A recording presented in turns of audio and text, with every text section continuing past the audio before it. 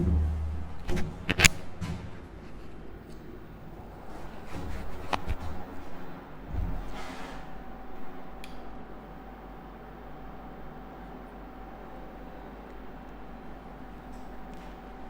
Good morning to all. एक बार फिर से श्री बालाजी एजुकेशन ग्रुप के ऑनलाइन प्लेटफॉर्म पे आप सभी का स्वागत है। Welcome to all. आज का टॉपिक है ब्लड।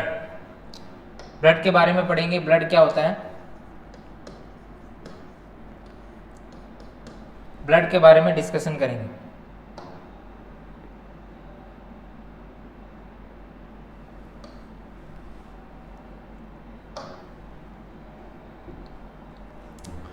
तो ब्लड क्या है?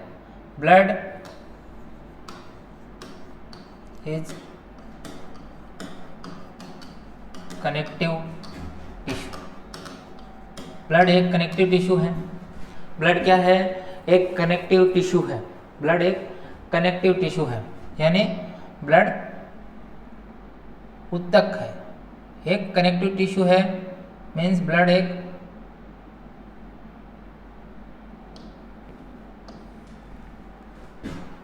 क्या है? उत्तक है, संयोजी उत्तक है। तो ब्लड क्या करता है? ब्लड क्या करता है? Blood is a circulatory organ. और क्या बोल सकते हैं? Blood is a circulatory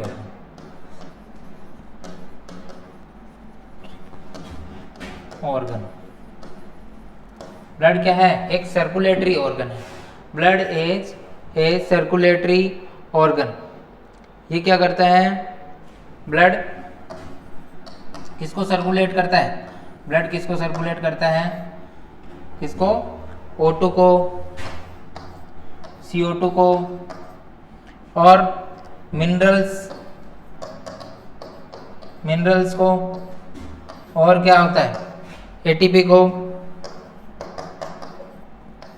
urine को बाहर निकालते हैं किडनी के थ्रू।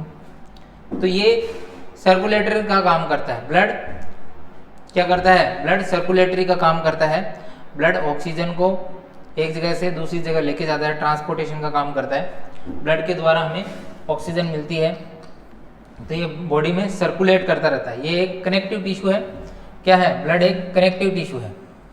ब्लड एक कनेक्टिव टिश्यू है जो सर्कुलेटरी का काम करता है।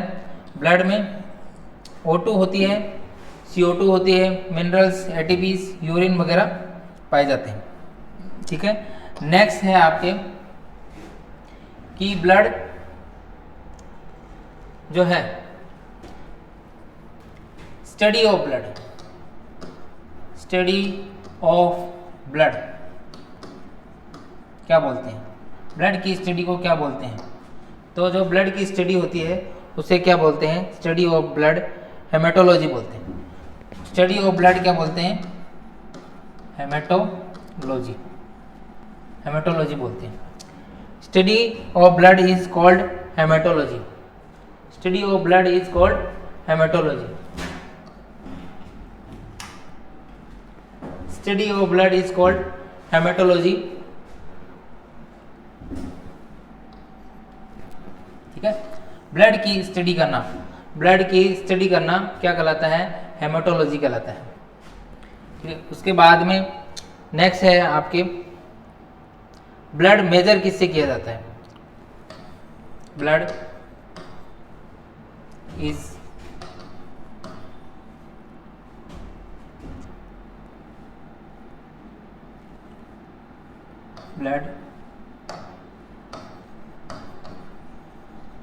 measured by the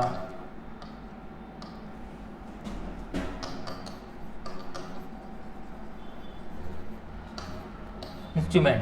कौन सा इंस्ट्रूमेंट है जिसके द्वारा ब्लड मेजर किया जाता है? किस इंस्ट्रूमेंट के द्वारा ब्लड को मेजर किया जाता है? तो हेमेटोसाइटोमीटर जो होता है,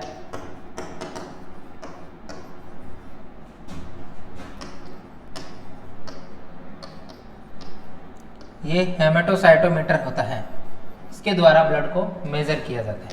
और ब्लड की स्टडी को क्या कहते हैं, हेमेटोलॉजी कहते हैं। और ब्लड को जो है हेमेटोसाइटोमीटर के द्वारा क्या किया जाता है, मेजर किया जाता है। तो मेजर जो इंस्ट्रूमेंट होता है वो क्या होता है, वो हेमेटोसाइटोमीटर होता है।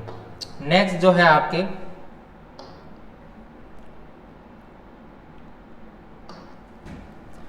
नेक्स्ट, तो ब्लड का पीएच कितना होता है, ब्लड का पीएच जो होता है वो 7.4 है, जो नॉर्मल होता है।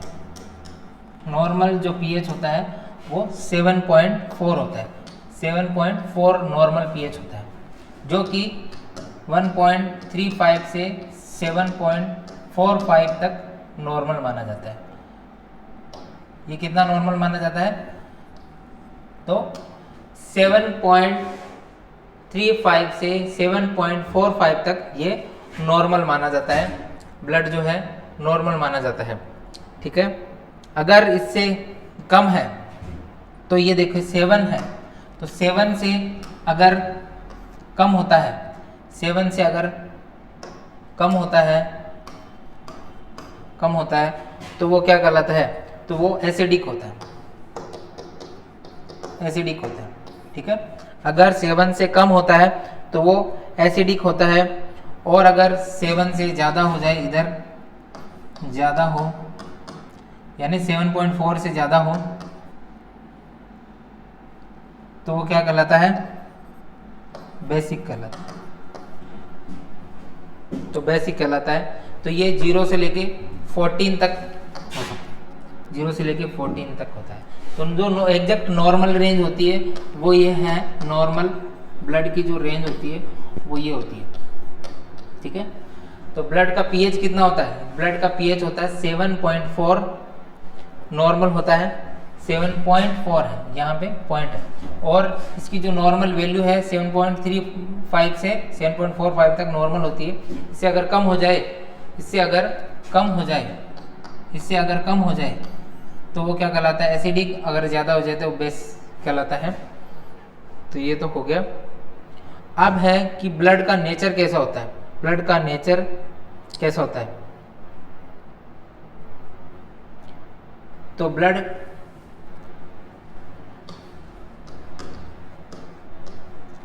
का नेचर कैसा होता है।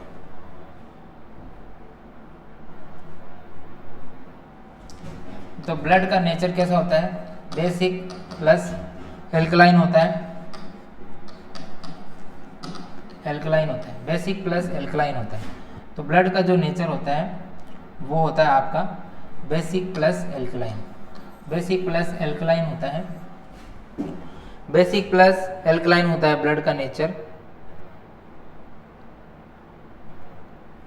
एल्कलाइन का मतलब हो गया वाटर में क्या होता है, सोल्यूबल होता है,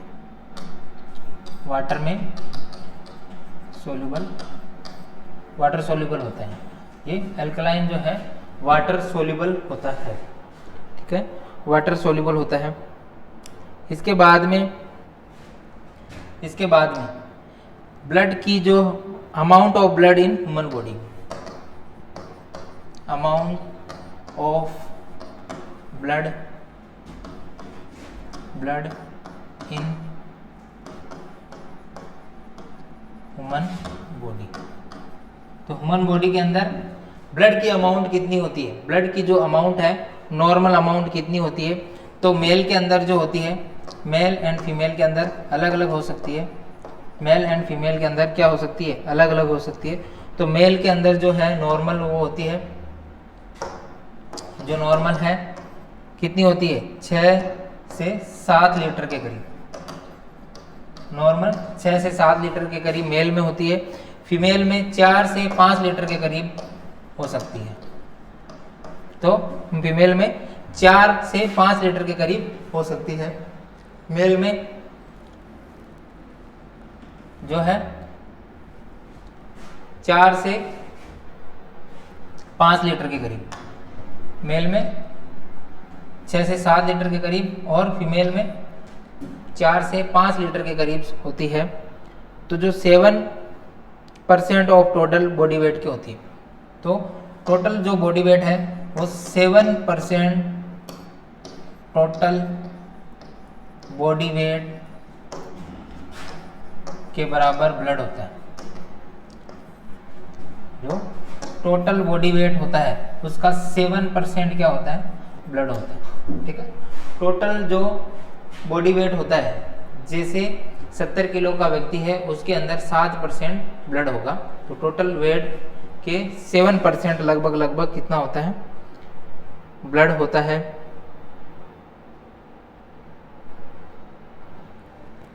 उसके बाद में नेक्स्ट जो है रेड कलर। ब्लड का जो रेड कलर है वो किस कारण होता है? ब्लड का जो रेड कलर है, red colour of human blood is due to, किसके कारण होता है? किसके कारण होता है? ह्यूमन में रेड कलर जो है ब्लड किसके कारण होता है? वो हीमोग्लोबिन पिगमेंटेशन के कारण होता है। किसके कारण होता है? हीमोग्लोबिन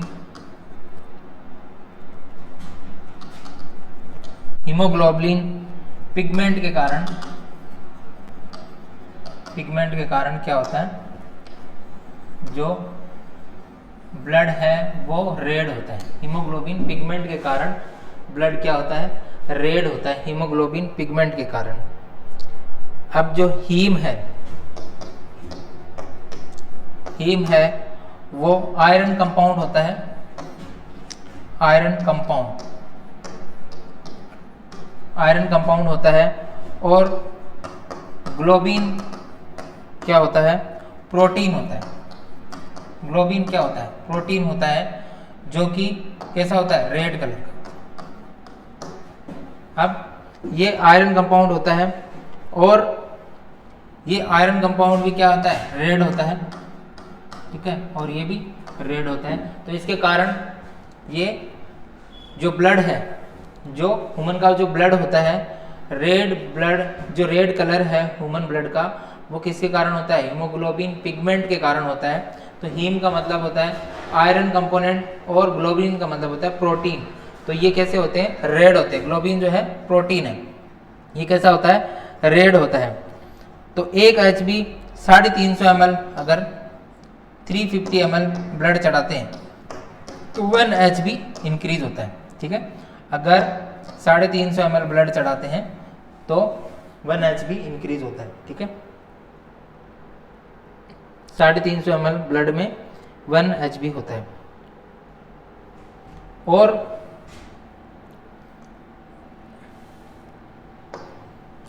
एक चीज ये तो हो गया, ह्यूमन का ब्लड कैसा होता है? रेड होता है। लेकिन एक चीज मैं पूछता हूं कि जो कॉकरोच होता है,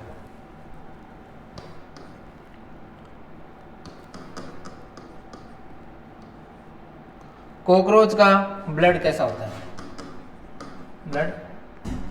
कॉकरोच का ब्लड जो होता है वो वाइट कलर का ब्लड होता है। कॉकरोच का जो ब्लड होता है वो वाइट कलर का ब्लड होता है। कॉकरोच का जो ब्लड होता है, ये जीके नॉलेज के लिए है इंपॉर्टेंट कि कॉकरोच का ब्लड कैसा होता है। तो कॉकरोच का जो ब्लड होता है वो वाइट कलर का होता है। किसके कारण होता है? तो ये जो वाइट कलर का जो ब्लड होता है वो होता है आपके हीमोलिम्फ के कारण होता है। हीमोलिम्फ के कारण होता है। हीमोलिम्फ के कारण होता है। जो कॉकरोच में ब्लड होता है वो हीमोलिम्फ के कारण होता है। हीमोलिम्फ के कारण होता है, जिसमें जो लिम्फ रहता है वो कैसा होता है? लिम्फ रहता है, जो वाइट प्रोटीन होता है। इसके कारण इसका ब्लड कैसा होता है? हीमोलिम्फ के कारण क्या होता है? कॉकरोच का जो ब्लड होता है वो वाइट कलर का होता है। जो लिम्फ रहता है वो वाइट प्रोटीन होता है, इसलिए इसका ब्लड कैसा रहता है, वाइट रहता है। और ब्लू कलर का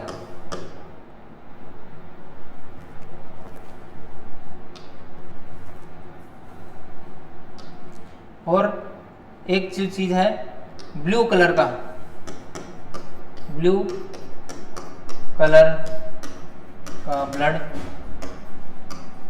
जो होता है वो किस में होता है, ब्लू कलर का जो ब्लड होता है वो होता है आपके ऑक्टोपस में। किस में होता है, ऑक्टोपस। ऑक्टोपस होता है, उसमें ब्लू कलर का ब्लड होता है। तो वाइट कलर का ब्लड होता है कॉकरोच के अंदर और ब्लू कलर का ब्लड होता है ऑक्टोपस के अंदर, जो है ब्लू कलर का ब्लड होता है। इसमें हीमोसाइनिन होता है। इसमें जो है जो हीमोसाइनिन,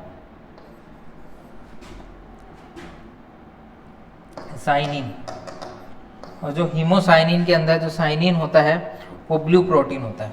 इसके अंदर जो साइनिन होता है, साइनिन होता है वो कैसा होता है, ब्लू प्रोटीन होता है, ब्लू प्रोटीन होता है। इसके कारण ये हीमोसाइनिन में जो साइनिन होता है वो ब्लू प्रोटीन होता है। ब्लू प्रोटीन के कारण इसका कलर कैसा होता है, ब्लू होता है। तो ह्यूमन का ब्लड हीमोग्लोबिन के कारण होता है और कॉकरोच का ब्लड हीमोलिम्फ के कारण होता है, और ऑक्टोपस का जो ब्लड है वो कैसा होता है, ब्लू कलर का होता है, और वो होता है हीमोसाइनिन के कारण। किसके कारण होता है, हीमोसाइनिन के कारण होता है। और साइनिन ब्लू कलर का प्रोटीन होता है, इसलिए इसका कलर क्या होता है, ब्लू होता है। इसके बाद में कंपोनेंट्स ऑफ ब्लड्स। ब्लड के क्या क्या कंपोनेंट है, ब्लड के कंपोनेंट, ब्लड के क्या है कंपोनेंट।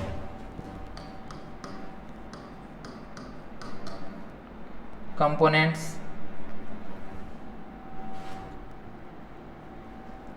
ब्लड के जो हैं कंपोनेंट्स।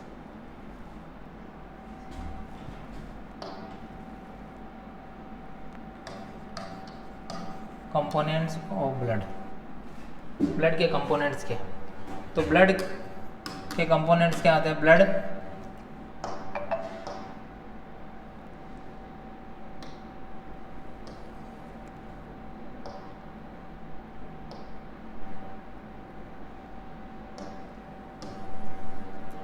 ब्लड दो भागों में बांटा गया है। एक होता है सॉलिड पार्ट,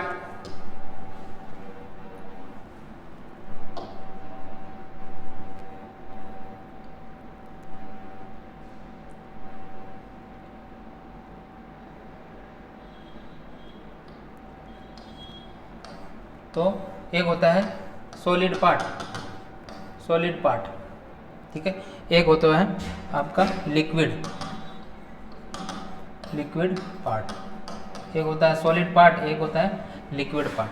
तो सॉलिड पार्ट के अंदर तो होते हैं 45% जो होता है वो सॉलिड पार्ट होता है। इसके अंदर होते हैं सेल्स, ठीक है, इसके अंदर सेल्स होते हैं।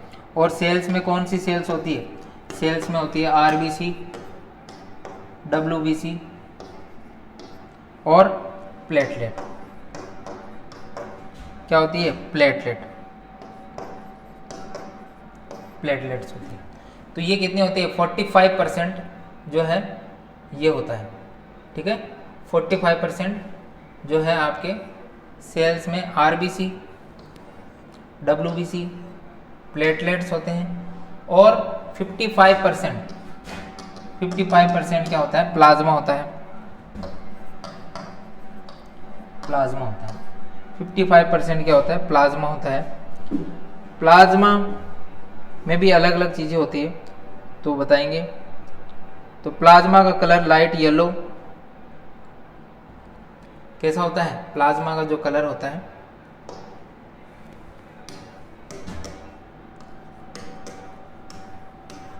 प्लाज्मा का कलर कैसा होता है, लाइट येलो होता है, लाइट येलो कलर होता है, ठीक है। प्लाज्मा का कलर कैसा होता है? लाइट येलो कलर का होता है। प्लाज्मा का कलर लाइट येलो कलर का होता है because of bilirubin produce by the liver. किसके कारण होता है?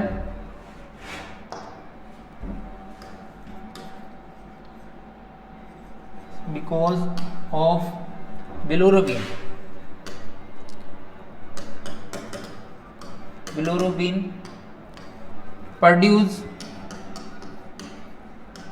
Produce by liver. क्योंकि यह जो है बिलोरुबिन लीवर से प्रोड्यूस होता है, इसीलिए इसका लाइट येलो कलर होता है, ठीक है। इसका कैसा कलर होता है? लाइट येलो कलर होता है। ब्लड माइनस आरबीसी बराबर क्या होता है? प्लाज्मा। तो वो क्या कहलाता है? प्लाज्मा कहलाता है।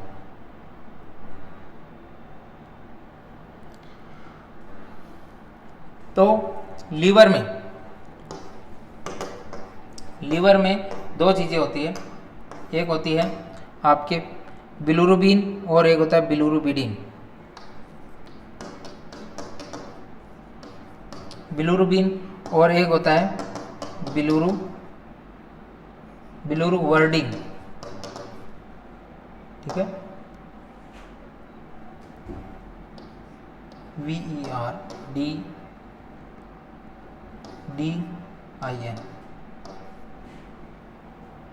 बिलोरुबिडिन। एक होता है बिलोरुबिन और एक होता है बिलोरुबिडिन।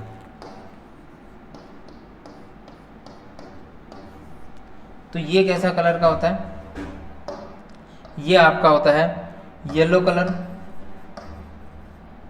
और ये होता है ग्रीन कलर। ये होता है ग्रीन कलर, ये येलो कलर और ये ग्रीन कलर, ये येलो कलर और ये ग्रीन कलर।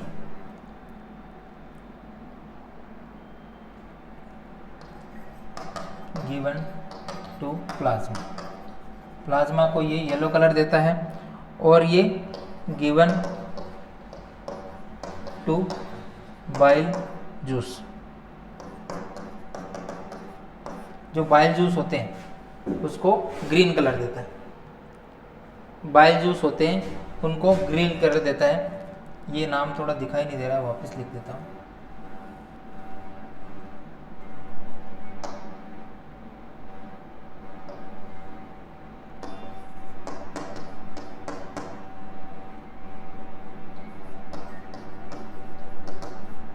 एक होता है बिलोरुबिन और एक होता है बिलोरुवर्डिन, ठीक है।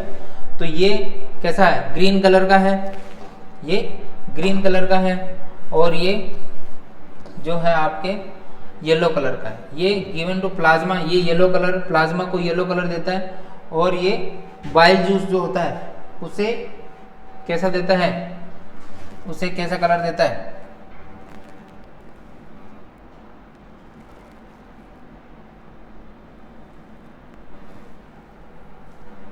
तो इससे ये ग्रीन कलर देता है बाइल जूस को, ठीक है। उसके बाद में नेक्स्ट है आपके, ये तो हो गया बिलोरुबिन और बिलोरुबिडिन जो प्लाज्मा को कलर देता है येलो और इसको बाइल जूस को देता है ग्रीन। अगर ज़्यादा मात्रा में, इंपॉर्टेंट चीज़ है, अगर क्या हो, एक्सेस हो जाए, excess amount of bilirubin, excess amount of bilirubin pigmentation, pigment result is jaundice. क्या हो सकता है? जॉन्डिस हो सकता है, पीलिया हो सकता है। अगर एक्सेस अमाउंट में बिलोरुबिन हो जाए, ज़्यादा मात्रा में अगर बिलोरुबिन हो जाए तो क्या हो सकता है? जॉन्डिस हो सकता है। तो जॉन्डिस हो सकता है, तो ये जॉन्डिस कर सकता है, ठीक है।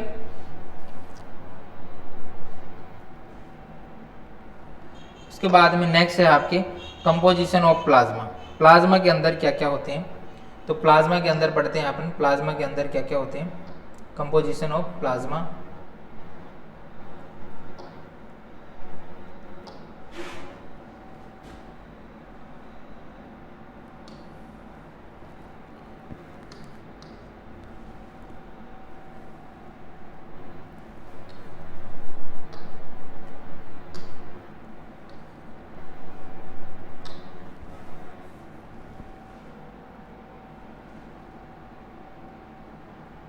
तो कंपोजिशन ऑफ प्लाज्मा,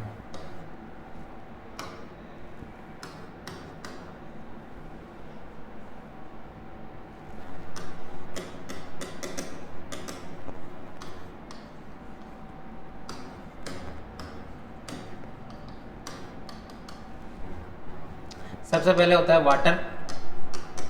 वाटर कितना होता है, तो वाटर जो होता है वो 90% वाटर होता है, ठीक है। प्लाज्मा के अंदर 90% कैसे होता है, वाटर होता है। और जो दूसरा नंबर है वो होता है glucose, glucose plus minerals. Glucose plus क्या होते हैं, मिनरल्स होते हैं। मिनरल्स कितने होते हैं, 1%। तो 90% तो वाटर हो गया, ठीक है, और ग्लूकोज कितना हो गया, 1%। और जो प्रोटीन होता है, तीसरा जो प्रोटीन होता है, प्रोटीन होता है वो होता है 9%, ठीक है। वो कितना होता है, 9% जो है प्रोटीन होता है आपके। और प्रोटीन में भी, प्रोटीन क्या करते हैं, प्रोटीन में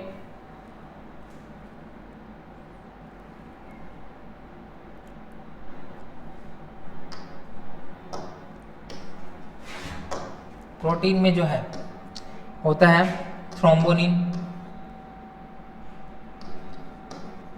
थ्रोम्बिन और प्रोथ्रोम्बिन। थ्रोम्बिन और प्रोथ्रोम्बिन होते हैं, ठीक है, जो कि क्या करते हैं, अगर प्लाज्मा से, और फाइब्रिन, प्रोथ्रोम्बिन, थ्रोम्बिन और फाइब्रिन, ये क्या होते हैं, ये क्या होते हैं, सीरम होते हैं, ठीक है, सीरम होते हैं। अगर इसमें से फाइब्रिनोजन निकाल दे तो क्या बनता है, प्लाज्मा से अगर फाइब्रिनोजन निकाल देते हैं तो प्रोथ्रोम्बिन बनता है। तो फाइब्रिनोजन, अगर प्लाज्मा से ये निकाल दिया जाए, प्लाज्मा से ये निकाल दिया जाए तो क्या बनता है, सीरम, ठीक है। Plasma minus fibrinogen minus fibrinogen, तो माइनस को, इसको अगर माइनस कर दोगे प्लाज्मा से तो क्या बनेगा, सीरम बनेगा। और जो फाइब्रिनोजन्स होते हैं, जो फाइब्रिनोजन्स होते हैं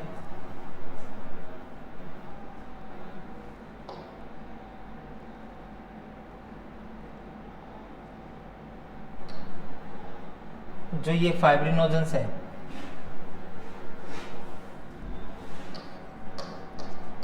थ्रोम्बिन,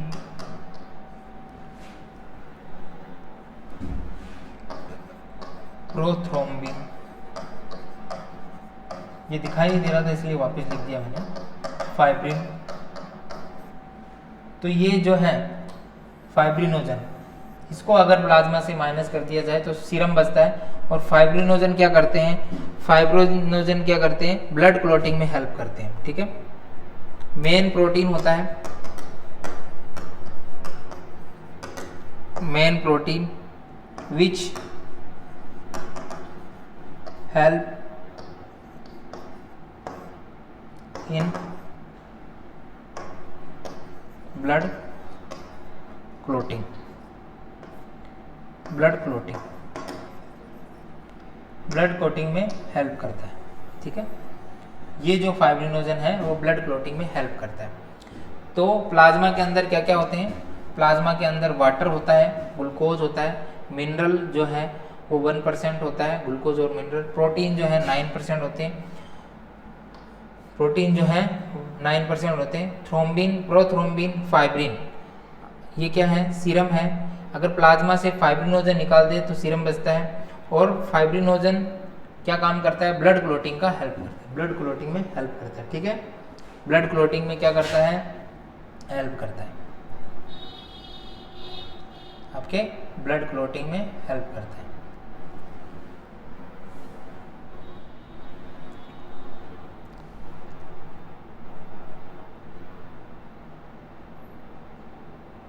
और ये सीरम है, ब्लड क्लोटिंग में हेल्प नहीं करता है। ठीक है, उसके बाद में नेक्स्ट जो है आपका प्लाज्मा के फंक्शन क्या है, फंक्शन ऑफ प्लाज्मा। प्लाज्मा के फंक्शन क्या है, मतलब कार्य क्या है। ठीक है, प्लाज्मा के कार्य क्या है, फंक्शन क्या है। तो पहला कार्य है आपका, पहला कार्य क्या है, ब्लड क्लोटिंग। पहला कार्य है ब्लड क्लोटिंग, ब्लड को क्या करना, थक्का जमाना। दूसरा जो कार्य है आपका ट्रांसपोर्टेशन,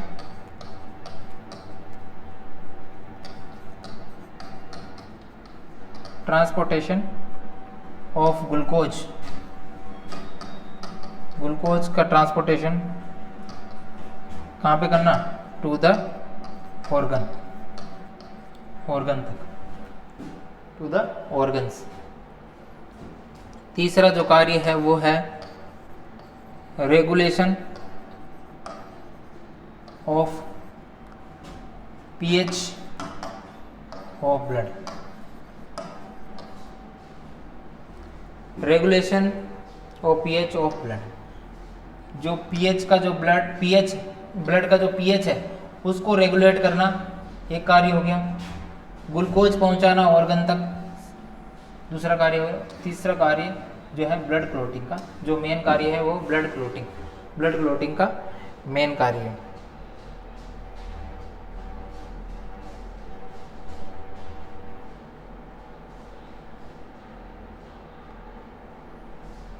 तो ये इसका मेन कार्य है।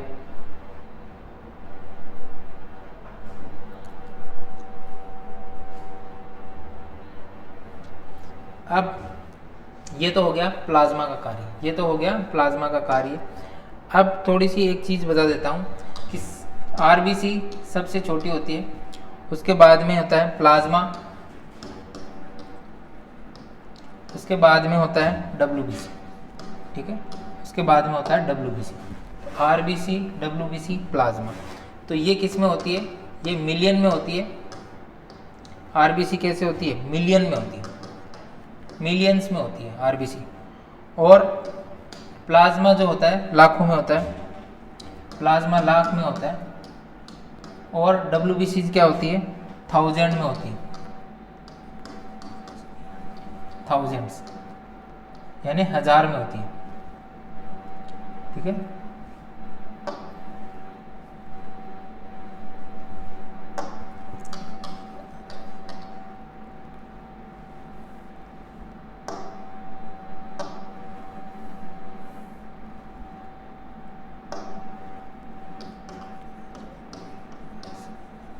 थाउजेंड्स यानी हजार्स में होती है।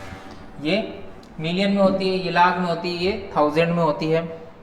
साइज जो है इसकी, साइज ये तो हो गई संख्या के बारे में, इसकी कितनी होती है। तो आरबीसी सबसे छोटी होती है, आरबीसी क्या होती है, सबसे छोटी होती है। उसके बाद में प्लाज्मा, उसके बाद में डब्ल्यूबीसी, डब्ल्यूबीसी।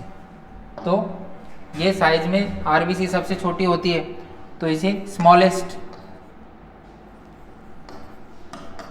स्मॉलेस्ट बीच में होता है, ये लार्जेस्ट,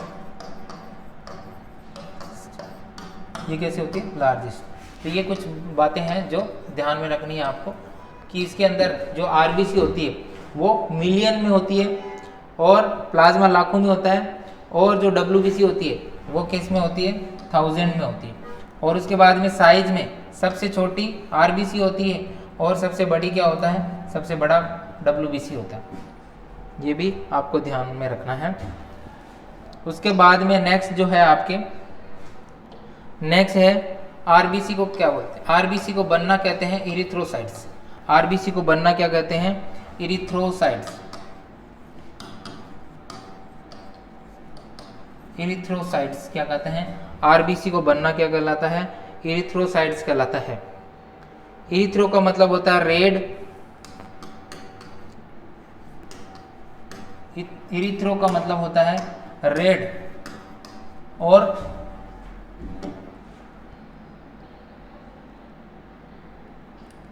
इरिथ्रो का मतलब होता है रेड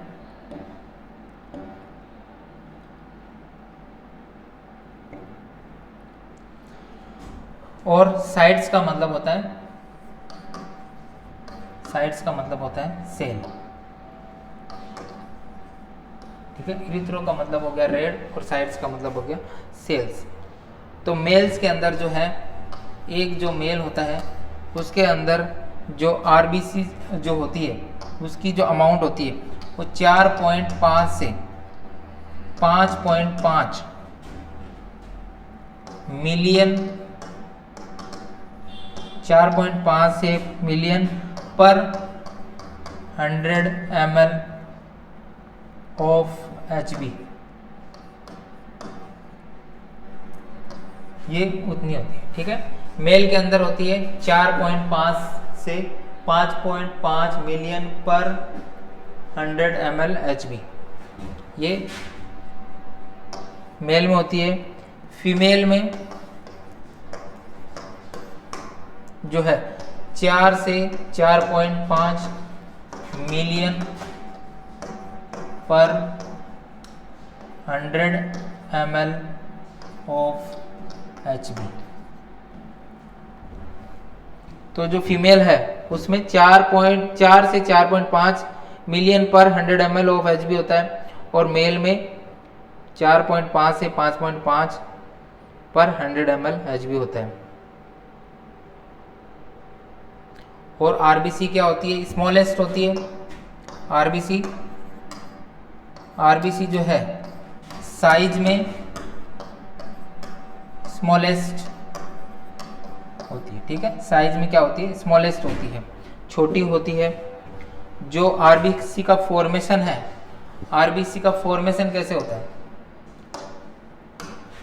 तो आरबीसी का फॉर्मेशन जो है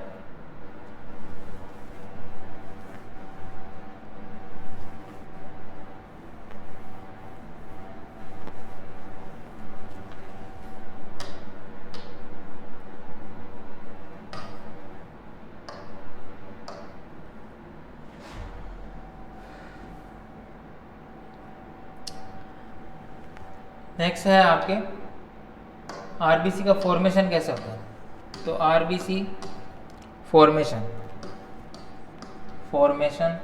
कैसे होता है, मतलब आरबीसी कैसे बनती है, आरबीसी का फॉर्मेशन कैसे होता है? तो आरबीसी का फॉर्मेशन क्या होता है? RBC takes place in bone marrow। RBC take place in bone marrow. Bone marrow जो है वहां पे आरबीसी का फॉर्मेशन होता है। ठीक है, यहाँ पे आरबीसी का फॉर्मेशन होता है बोन मेरो के अंदर। जो बोन मेरो है, जो बोन होती है वहाँ पे आरबीसी का फॉर्मेशन होता है। ये बोन्स है। ठीक है, ये क्या है? बोन है, बोन है, ये बोन होती है। इसमें अंदर यहाँ बोन मेरो होती है। यहाँ पे क्या होता है? आरबीसी का फॉर्मेशन होता है। तो इसके द्वारा जो है आरबीसी का फॉर्मेशन होता है। ये कनेक्टेड टू मीजोडर्मल, मीजोडर्मल जो है उससे कनेक्टेड रहती है। Mesodermal layer of the skin को जो मेसोडर्मल लेयर है उससे कनेक्ट रहती है, तो ये आरबीसी का फॉर्मेशन करती है। ठीक है, उसके बाद में जो आरबीसी की लाइफ स्पान होती है, लाइफ स्पान जो आरबीसी की होती है वो कितनी होती है? आरबीसी की जो लाइफ स्पान है, लाइफ जो होती है आरबीसी की,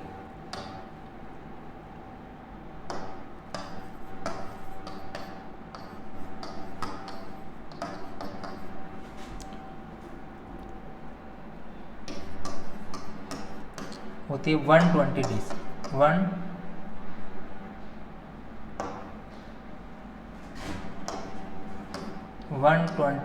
डेज। 120 डेज इसकी आरबीसी की लाइफ स्पान होती है। ठीक है, 120 डेज, ये वेरी इंपॉर्टेंट है। तो जो आरबीसी की लाइफ स्पान होती है वो होती है 120 डेज। और आरबीसी के अंदर न्यूक्लियस नहीं होता है। ठीक है, तो आरबीसी के अंदर क्या होता है?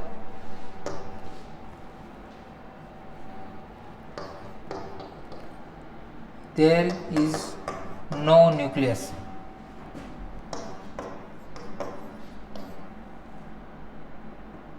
There is no nucleus.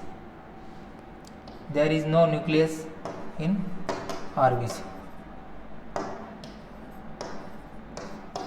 RBC के अंदर न्यूक्लियस नहीं होता है।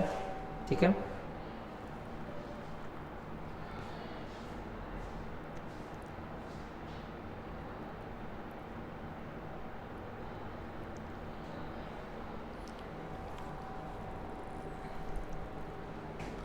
उसके बाद में आरबीसी का कलर जो है, आरबीसी का कलर रेड होता है।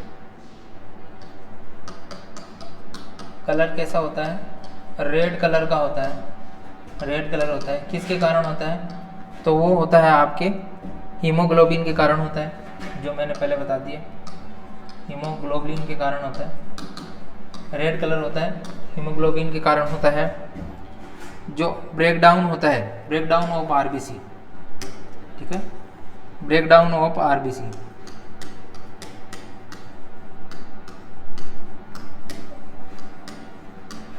आरबीसी का जो ब्रेकडाउन होता है वो लीवर में होता है।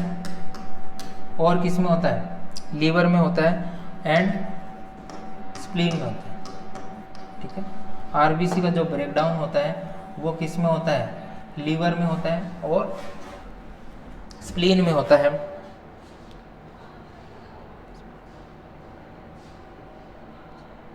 जो लीवर और स्प्लीन है वो क्या कहलाते हैं?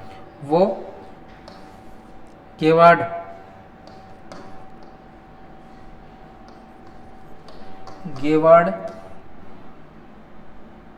ऑफ आरबीसी, गेवार्ड ऑफ आरबीसी कहलाते हैं। ठीक है, लीवर और स्प्लीन क्या कहलाते हैं? गेवार्ड ऑफ आरबीसी कहलाते हैं। क्योंकि यहाँ पे इसका क्या होता है? ब्रेकडाउन होता है। और अगर दोनों में से पूछा जाए कि किस में ज़्यादा ब्रेकडाउन होता है, तो स्प्लीन में जो है वो ज़्यादा ब्रेकडाउन होता है। स्प्लीन में जो ब्रेकडाउन है वो ज़्यादा होता है, लीवर से ज़्यादा कहाँ होता है? तो स्प्लीन में इसका आरबीसी का ब्रेकडाउन ज़्यादा होता है। ठीक है, ये बता सकते हैं आप कि अगर दोनों में से ज़्यादा किसका होता है तो स्प्लीन में होता है। अगर ऑप्शन में पूछे, अगर ऑप्शनल क्वेश्चन आते हैं, अगर सबसे पहले दोनों ऑप्शन है तो फर्स्ट प्रायोरिटी ये रहेगा। अगर सिंगल पूछे तो फिर ये सेकंड प्रायोरिटी ये हो जाएगा कि स्प्लीन और लीवर अलग अलग पूछे, सेकंड प्रायोरिटी पूछे। अगर स्प्लीन ऑप्शन में हो नहीं हो तो उसके बाद में तीसरी जो प्रायोरिटी है वो लीवर आएगा। ठीक है, तीसरी जो प्रायोरिटी फिर लीवर आएगा अगर क्वेश्चन ऐसे पूछे तो। उसके बाद में फंक्शन ऑफ आरबीसी, आरबीसी के क्या फंक्शन होते हैं, कार्य क्या होते हैं? आरबीसी के क्या फंक्शन होते हैं?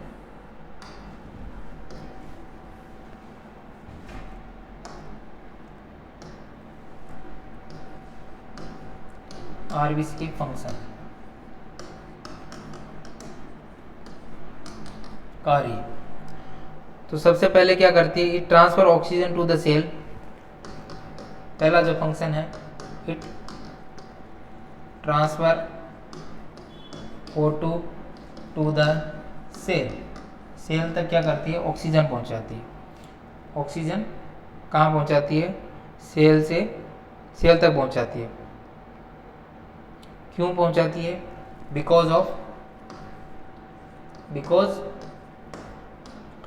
बिकॉज क्या रहता है, haemoglobin bind oxygen with itself.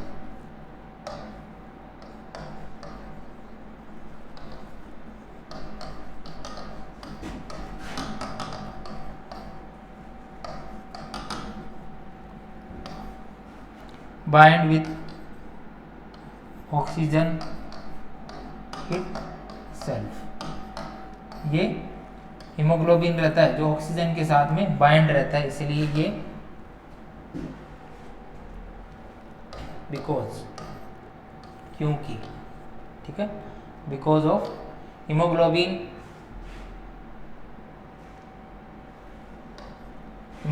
Bind with the oxygen itself, oxygen के साथ में कनेक्ट रहता है।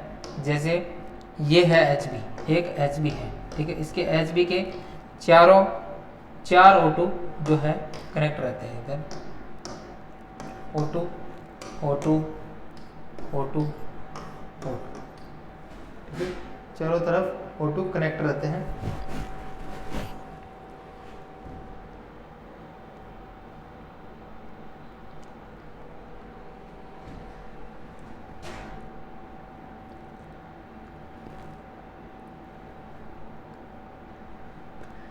जैसे Hb, वापस बता देता हूँ, Hb कैसे होता है, O2 O2 O2 O2, तो ये हो गया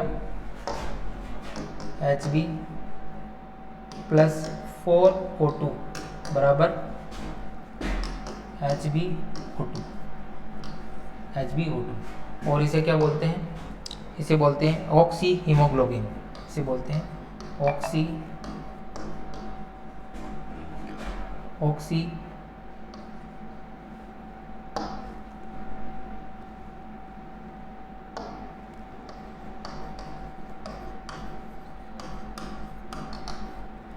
हीमोग्लोबिन। अगर Hb के साथ में O2 जुड़ी रहती है तो उसे बोलते हैं ऑक्सी हीमोग्लोबिन, ठीक है। अगर ऑक्सीजन Hb के साथ में O2 जुड़ी रहती है तो उसे ऑक्सी हीमोग्लोबिन बोलते हैं, ठीक है। इम्पोर्टेंट है ये 4 मॉलिक्यूल, जो एक Hb है वो कितने मॉलिक्यूल O2 ले जाता है, तो चार O2 जो ले जाता है, ठीक है। इसके बाद में इसकी जो नॉर्मल रेंज होती है वो कितनी होती है, नॉर्मल रेंज कितनी होती है, तो इसकी जो नॉर्मल रेंज होती है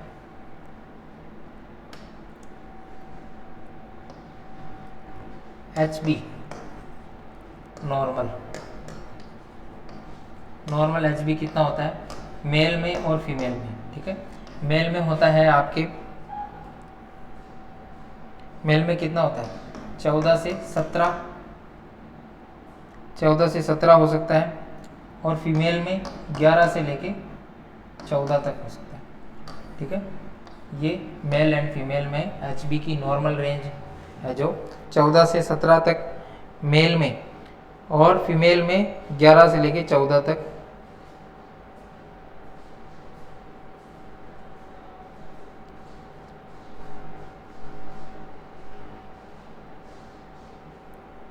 हो सकता है।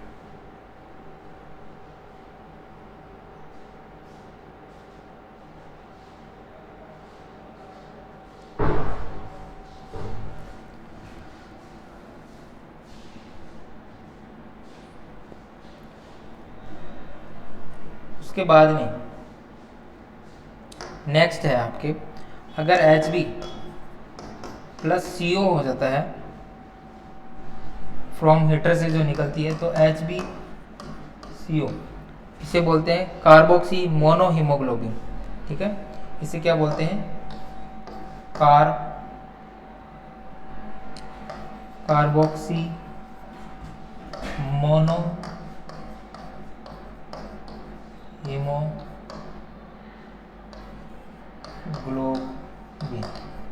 Carboxy monohaemoglobin, monohaemoglobin, carboxy monohaemoglobin, carboxy monohaemoglobin. अगर जो हीटर लगता है, हीटर से जो निकलती है, हीटर से जो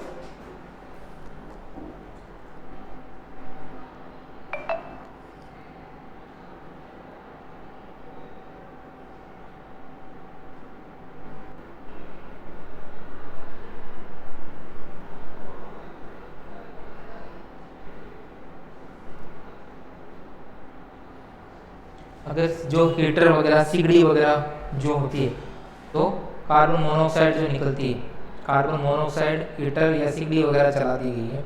अगर किसी एक कमरे के अंदर बंद कमरे के अंदर सिगड़ी वगैरह चलती है, वहाँ पे वेंटिलेशन नहीं है, तो क्या करेगा, Hb किसके साथ में, कार्बन मोनोऑक्साइड के साथ में बैंड हो जाएगा, कार्बन मोनोऑक्साइड के साथ में बैंड हो जाएगा Hb, ठीक है। और HbCO बनाएगा जो कार्बोक्सी मोनोहीमोग्लोबिन कहलाता है। इसको क्या बोलते हैं, कार्बोक्सी मोनोहीमोग्लोबिन बोलते हैं। जो इसके साथ में बैंड होके क्या बनाता है, कार्बोक्सी मोनोहीमोग्लोबिन बनाते हैं, जिसके कारण क्या हो सकती है, पेशेंट की डेथ हो सकती है, ठीक है। ऑक्सीजन की कमी के कारण पेशेंट की डेथ हो सकती है।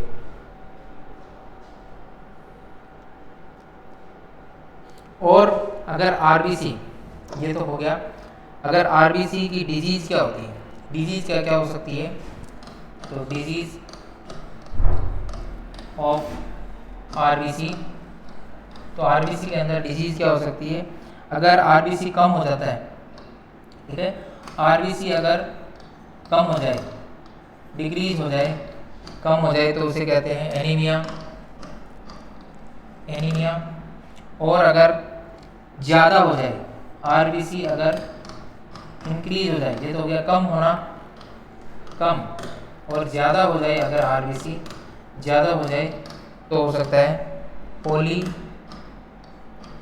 पॉलीसाइटिथीमिया,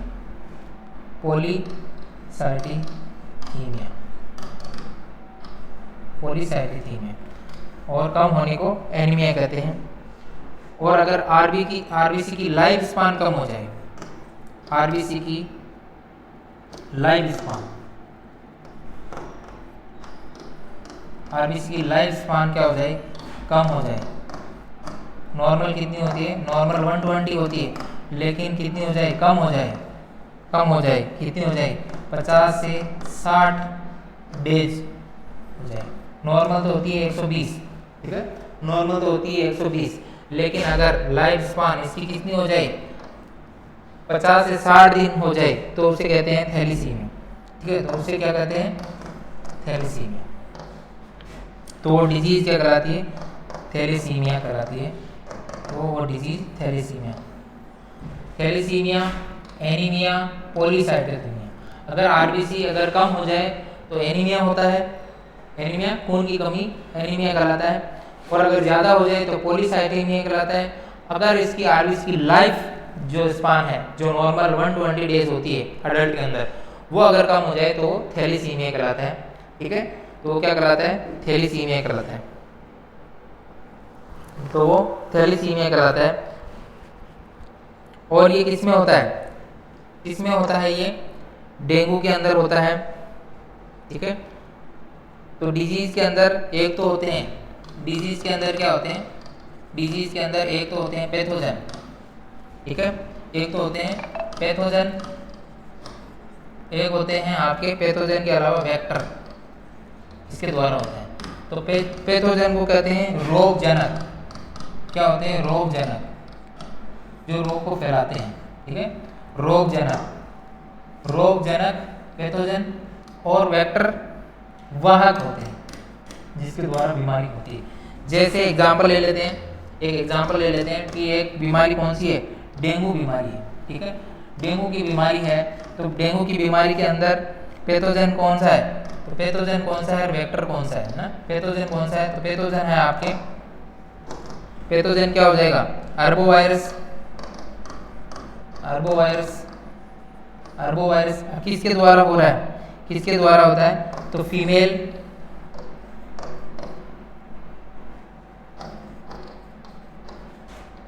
एडिस इजिप्टी जो मच्छर होता है,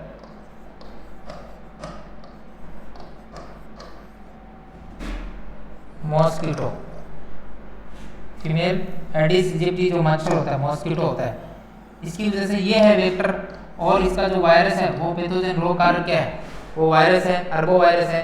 तो ये एक एग्जाम्पल हो गया कि ये डिजीज में क्या होते हैं, पैथोजन होते हैं और क्या होते हैं, वेक्टर होते हैं, जिसके द्वारा जैसे इसका पैथोजन क्या है, अर्बो वायरस, और इसका जो है फीमेल में एडिस इजिप्टी मॉस्किटो है। ठीक है, तो इसके जो आगे का है वो हम नेक्स्ट क्लास में पढ़ेंगे। उससे पहले हम थोड़ा सा रिवीजन कर लेते हैं। ठीक है, उससे पहले हम थोड़ा सा रिवीजन कर लेते हैं।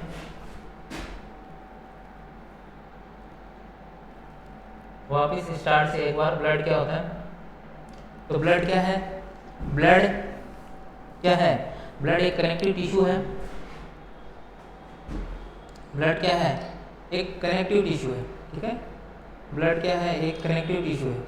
ब्लड एक कनेक्टिव टिश्यू है, ऊतक है। ब्लड का काम क्या है, सर्कुलेटरी ऑर्गन है, ये ब्लड में सर्कुलेट करता रहता है। ब्लड एक सर्कुलेटरी ऑर्गन है जो ब्लड में घूमता रहता है। ठीक है, तो ब्लड के अंदर क्या होती है, ब्लड के अंदर O2 CO2 ये सब प्रेजेंट रहते हैं। ठीक है, ब्लड के अंदर क्या रहती है, O2 रहती है, CO2 रहती है, ब्लड के अंदर O2 रहती है, CO2 रहती है, मिनरल्स रहते हैं, ATP रहते हैं, यूरिन वगैरह रहता है, ये ब्लड के अंदर साथ में रहते हैं।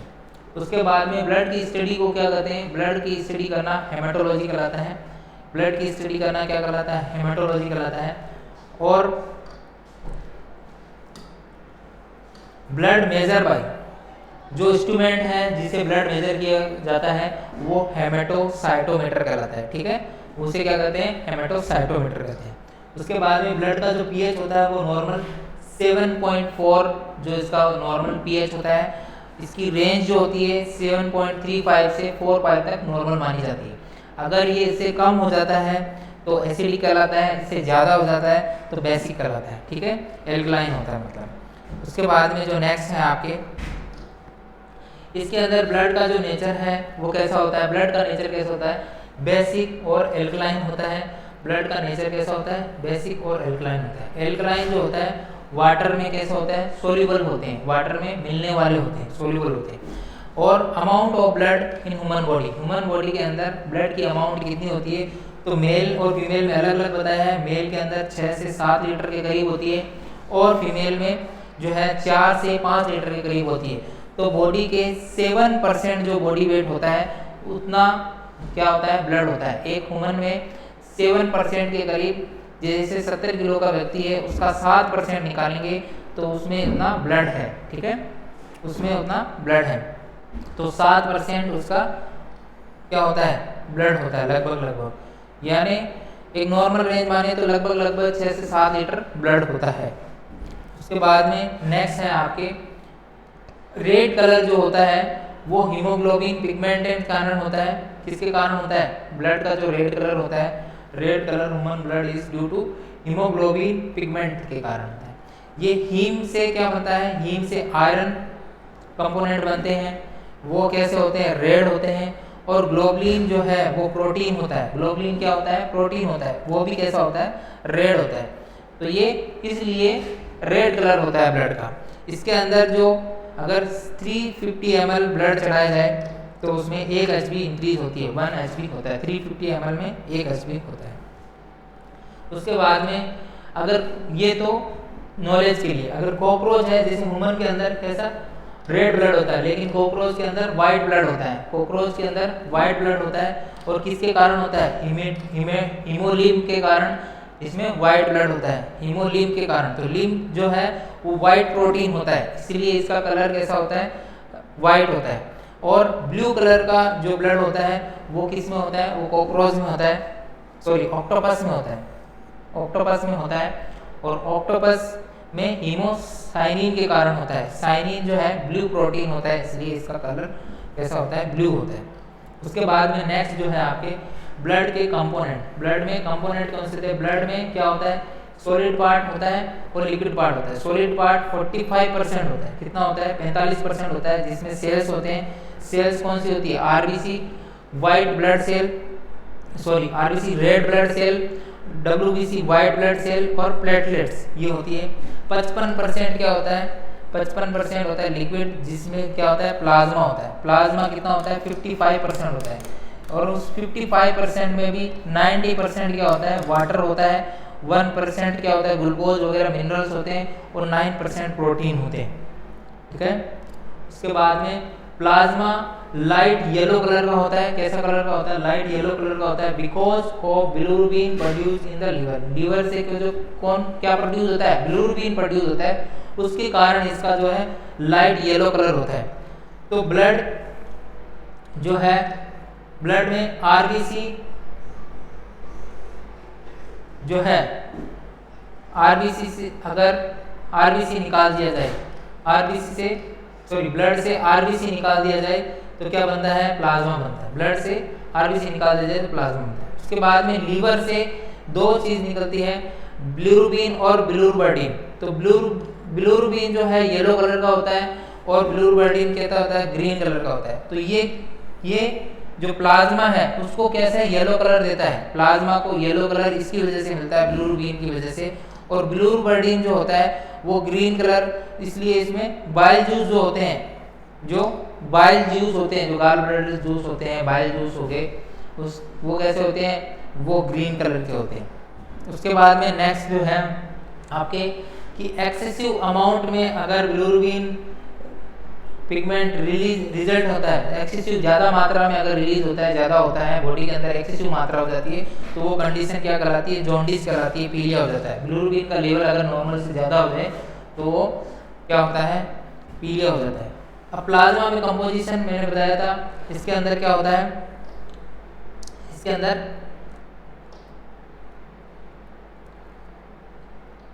तो इसके अंदर जो है प्लाज्मा के अंदर तो 90% क्या होता है वाटर होता है, ग्लूकोज 1% होता है, और 9% प्रोटीन होता है। प्रोटीन में थ्रोम्बिन, प्रोथ्रोम्बिन और फाइब्रिनोजन, ये क्या होते हैं, सीरम्स होते हैं। अगर प्रोटीन जो है अगर प्लाज्मा से, ठीक है, यहाँ पे मैंने लिखा है प्लाज्मा से अगर फाइब्रिनोजन को निकाल दिया जाए, इसको निकाल दिया जाए तो क्या बचता है, सीरम बचता है। तो सीरम बचता है। और जो फाइब्रिनोजन है इसका काम क्या होता है, फाइब्रिनोजन का काम होता है ब्लड क्लॉटिंग में हेल्प। ब्लड क्लॉटिंग में जो काम करता है वो क्या करता है, फाइब्रिनोजन काम करता है। और जो बचा हुआ एक्स्ट्रा पार्ट होता है वो सीरम कहलाता है। तो ब्लड में सीरम जो होता है, ब्लड टेस्ट के लिए जब देते हैं तो उसमें सीरम टेस्ट करते हैं, सीरम इलेक्ट्रोलाइट्स, सीरम बिलिरुबिन वगैरह बहुत सारे टेस्ट करते हैं। उसके बाद में जो नेक्स्ट है आपके फंक्शन ऑफ प्लाज्मा, प्लाज्मा के कार्य क्या है। तो प्लाज्मा क्या करता है, ब्लड क्लॉटिंग में हेल्प करता है, पहला कार्य। दूसरा कार्य क्या करता है, ग्लूकोज द ऑर्गन, जो ट्रांसपोर्ट करता है ग्लूकोज को क्या करता है, ट्रांसपोर्ट करता है ऑर्गन तक पहुंचाने का काम कौन करता है, प्लाज्मा करता है। तो उसके बाद में पीएच को रेगुलेट कौन करता है, तो पीएच को रेगुलेट भी प्लाज्मा करता है। पीएच जो होता है ब्लड का जो पीएच है उसको प्लाज्मा रेगुलेट करता है। ये तो हो गए प्लाज्मा के काम। अब है आरबीसी। तो कुछ इंपॉर्टेंट बात है कि आरबीसी मिलियन में होती है, प्लाज्मा लाखों में होती है, डब्ल्यूबीसी 1000 में होती है। आरबीसी सबसे छोटी साइज की होती है जो आरबीसी होती है, उसके बाद में प्लाज्मा होता है, और डब्ल्यूबीसी जो है सबसे बड़ी होती है। डब्ल्यूबीसी क्या होती है, लार्जेस्ट सेल्स होती है, और आरबीसी स्मॉलेस्ट, ठीक है। ये मिलियंस में होती है, लाखों में होती है, थाउजेंड्स में होती है। उसके बाद में नेक्स्ट है आपके आरबीसी को बनना क्या कहलाता है, इरिथ्रोसाइट्स कहलाता है। तो इरिथ्रो का मतलब होता है रेड, और साइट्स का मतलब होता है सेल्स। रेड सेल का बनना क्या कहलाता है, इरिथ्रोसाइट्स कहलाता है। तो मेल के अंदर इसकी नॉर्मल रेंज क्या होती है, 4.5 से 5.5 मिलियन पर 100 ml ऑफ एचबी होती है। फीमेल के अंदर कितनी होती है, 4 से 4.5 मिलियन पर 100 ml ऑफ एचबी होती है। आरबीसी क्या होती है, स्मॉलेस्ट सेल्स होती है। उसके बाद में आरबीसी का फॉर्मेशन कैसे होता है, तो आरबीसी जो है बोन मैरो में बनती है। इसका जो है ये take place in bone marrow. Bone marrow से आरबीसी का फॉर्मेशन होता है, ठीक है। तो आरबीसी जो है बोन मेरो है connected to mesodermal layer of the skin. ये जो बोन है वो मेसोडर्मल लेयर से, स्किन की मेसोडर्मल लेयर है उससे कनेक्ट रहती है। आरबीसी की जो लाइफ स्पान होती है वो 120 डेज होती है। कितनी होती है? अडल्ट के अंदर, एक अडल्ट व्यक्ति है उसके अंदर जो आरबीसी की लाइफ स्पान होती है वो 120 डेज होती है।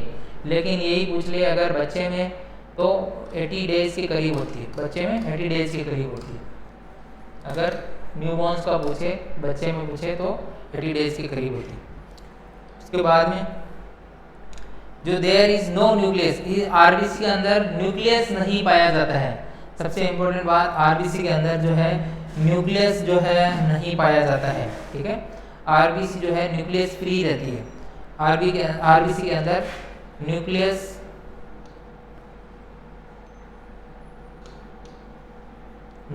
नहीं पाया जाता है। आरबीसी के अंदर न्यूक्लियस नहीं पाया जाता है, ठीक है, न्यूक्लियस नहीं पाया जाता है। उसके बाद में आरबीसी का जो कलर है वो रेड कलर होता है। वो किसके कारण होता है? हीमोग्लोबिन के कारण रेड कलर होता है। इसका जो ब्रेकडाउन होता है, ये आरबीसी का ब्रेकडाउन कहाँ होता है? तो इसका ब्रेकडाउन लीवर में होता है और स्प्लीन में होता है। लीवर में और स्प्लीन में इसका ब्रेकडाउन होता है। तो इसीलिए लीवर और स्प्लीन को कैसे गेवार्ड ऑफ द आरबीसी बोलते हैं। लीवर और स्प्लीन को अपन गेवार्ड ऑफ आरबीसी भी बोल सकते हैं। लेकिन अगर पूछा जाए कि ज़्यादा जो ब्रेकडाउन कहाँ होता है, लीवर या स्प्लीन में, तो दोनों में से ऑप्शन आए तो स्प्लीन में सबसे ज़्यादा ब्रेकडाउन होता है, उसके बाद में लीवर में आता है। ये सबसे ज़्यादा अगर पूछा जाए तो वो स्प्लीन है, सेकंड नंबर पे लीवर है। अगर दोनों ऑप्शन में आए तो दोनों टिक करेंगे। अगर सिंगल ऑप्शन में आए तो स्प्लीन सबसे पहले, और स्प्लीन अगर ऑप्शन में ना हो तो लीवर को टिक करें, ठीक है। तो ये हो गया। उसके बाद में नेक्स्ट है आपके आरबीसी के फंक्शन क्या होते हैं, कार्य क्या होते हैं। आरबीसी के जो है कार्य क्या होते हैं? Transfer O2 to the cells, oxygen को सेल तक पहुंचाने का कार्य कौन करती है? आरबीसी करती है।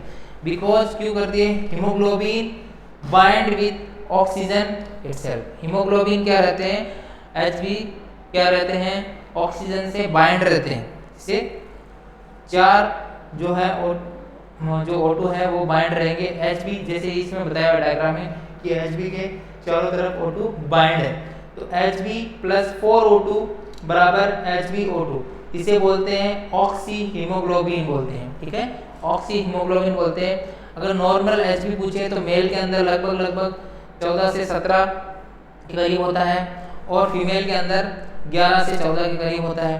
अगर कार्बन मोनोऑक्साइड Hb के साथ में जुड़ जाए तो ये कब होता है? जब अगर कोई सीढ़ी वगैरह जलती रहे रूम के अंदर और सारी तरफ से सब चारों तरफ से विंडो वगैरह बंद हो तो कार्बन मोनोऑक्साइड Hb से जुड़ जाता है, जिसे HbCO बोलते हैं। इसको कार्बोक्सी मोनोहीमोग्लोबिन, इसके कारण पेशेंट की डेथ हो सकती है, तो इसलिए ध्यान रखना चाहिए। अब डिजीज, आरबीसी की डिजीज क्या कहलाती है? तो डिजीज में पैथोजन होते हैं, वो होते हैं रोगजनक होते हैं। पैथोजन का मतलब है रोगजनक, वेक्टर मतलब होते हैं वाहक। तो जैसे डेंगू की बीमारी है, एग्जाम्पल के तौर पे डेंगू की बीमारी है, उसमें पैथोजन कौन सा है? अर्बोवायरस इसका पैथोजन है।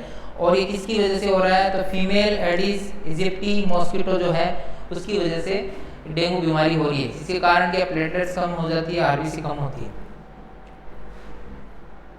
तो जो डिजीज है वो कौन कौन सी डिजीज, आरबीसी की डिजीज कौन सी हो सकती है? तो अगर आरबीसी कम हो जाए, डिक्रीज हो जाए तो एनीमिया कहते हैं। आरबीसी अगर ज़्यादा हो जाए तो उसे पॉलीसाइथेमिया कहते हैं। अगर आरबीसी की लाइफ स्पान कम हो जाए, जैसे नॉर्मल 120 डेज होती है लेकिन इसकी लाइफ स्पान 50 से 60 डे ही हो जाए, 50 से 60 डे लाइफ स्पान हो, तो उसे थैलेसीमिया कहते हैं। उसे क्या कहते हैं? थैलेसीमिया कहते हैं। तो thank you so much. Class को ज़्यादा से ज़्यादा लाइक करें, चैनल को सब्सक्राइब करें और ज़्यादा से ज़्यादा लोगों को शेयर करें। Thank you so much.